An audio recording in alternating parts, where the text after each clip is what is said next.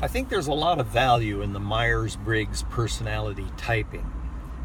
Jackie first ran into it keeping an eye on the kids at the swimming pool and with all the other mothers, and so one of the mothers had found this book, so they all took the test and just had a wonderful time talking about how neatly it pegged them.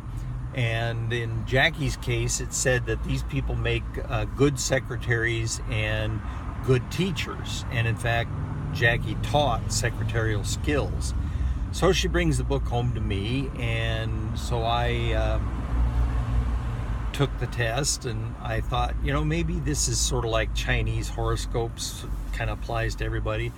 And I read the description of myself, and whoa, boy, nobody had ever pegged me like that. What it said was that these people, me, hate routine and hate practicing. And so they love to put themselves into situations where they have to innovate and be creative. And the consequence of that is that they frequently put themselves and their families in financial and physical danger. And I'll be damned, about 10 days previous to reading this description of myself, I had rented a 30-foot racing sloop. Now, I had never been out on this sloop before. I don't know why the owner rented it to me. He took me out on like maybe a 20-foot San Juan that had this giant heavy torpedo at the bottom. He couldn't possibly tip it over. Gave me a few sailing lessons, and then he rents me this gigantic racing sloop. And there was no wind, so Jackie and Amanda and Andrew and I, we putted with a little motor down to Finley, found a little cove, spent the night, had breakfast. It was wonderful. And so we put back up the river, and about the time we get to where we want to get out of the river, a gale comes. Well, it just seemed like some wind at first, developed into a gale once I had the sails up, and that boat began to scream up the river. And so the kids are screaming, and Jackie's 7 months pregnant and would just rather not end up in the cold Columbia River. And somebody that knew the owner of the boat pulled up alongside and asked if we knew what we were doing, and I said, no, not really. And so I'm trying to get Jackie to steer into the wind to take air out of the sail so I can get the sail down so we don't drown. And, well, how the hell do I know how to get into the wind? Well, you got to look at the top of the mast. There's a ribbon up there that tells you. Well, I'm not going to sit here with my neck craned up. She did have neck trouble. And so everybody's yelling and screaming, and I finally get the sail down, and we put the boat away. So that's an ENTP. Puts his family in physical and financial danger if I'd have lost that damn boat. Okay, so see, Jackie is an ISFJ, and Adam, he might be an ENTP, he might be an ENFP, somewhere in there. He's at odds with his mama, so he doesn't color inside the lines.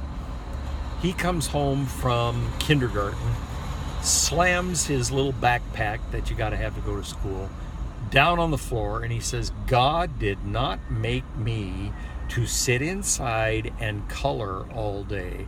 God made me to play outside and jump on the trampoline. In my opinion, there is no greater gift than for a person to know what God made them for. When he was, 16, 15, he wouldn't work on his Eagle Scout. His mom had pushed him all the way through Boy Scouts, and then he wouldn't work on it. So I was telling Donna about it, and Donna says, have you any idea how many parents in this country would give their left arm to have that complaint about their kid instead of the one they've got won't work on his Eagle Scout? Well, his mama pushed him through. He got his Eagle Scout, and he always referred to it as a bald eagle because she did all the work. One day, his mama comes home from work, and as she comes around the corner into their street, there is a kid standing on a stepladder, 5 feet off the ground, standing on the top of the stepladder in the middle of the street. And so Jackie, of course, utters the mother's prayer, which is, please God, don't let that be one of mine. But she pulls up alongside and yells out the window, what in the hell are you doing, Adam? And he says, I was wondering what this street would look like to Michael Jordan.